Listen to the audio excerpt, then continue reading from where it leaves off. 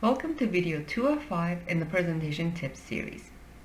In video 1, we established that when you give a presentation, it's not about you. It's about your audience and what they'll be taking away from your presentation by giving you their time and attention.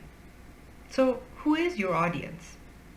The way I approach this question is by grouping my audience members into interest groups.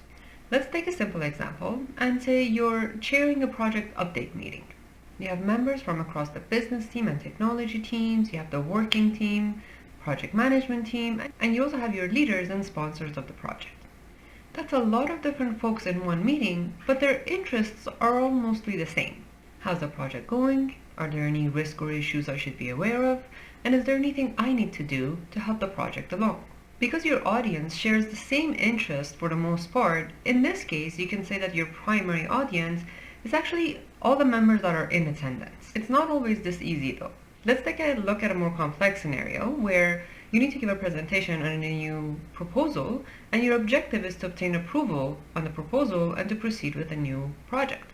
At this presentation, you may have a wide variety of people in attendance, all who are there for the purposes of hearing the proposal and learning about the outcome of the meeting, but all having their own perspectives and their own interests. For example, you may have folks from the business team there to learn about what project they may be working on next.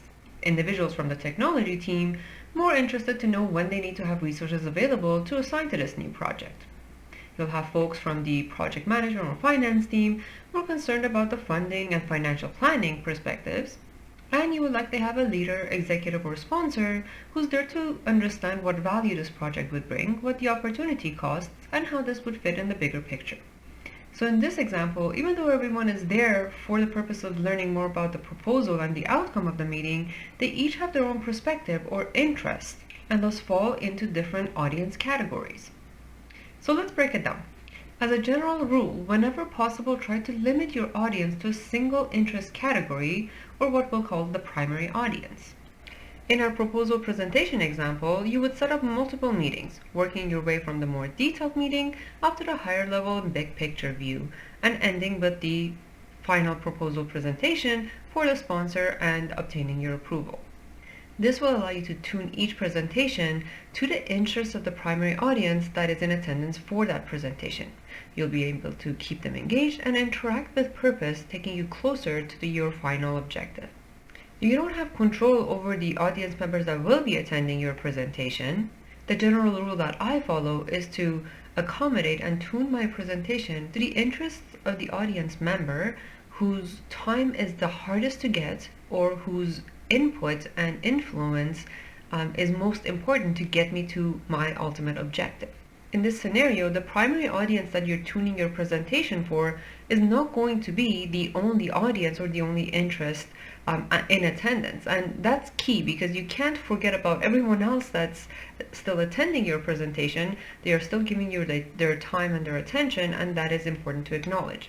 This is where I really do love appendix slides to help me talk to the interests of some of the other members who may not necessarily be my primary audience for that specific presentation. So to sum it up, we now have our primary audience in 3 different scenarios. Either your whole audience is your primary audience because they share a common interest, or your primary audience is the member or group whose time is the hardest to get, or it's the member or group whose input is most critical to get you to your ultimate objective for the presentation. Now we can move on to talking about how to tune our presentation for our primary audience. And for that, please stay tuned for video 3 of 5 in the presentation tips series. And don't forget to like, comment, share, and subscribe.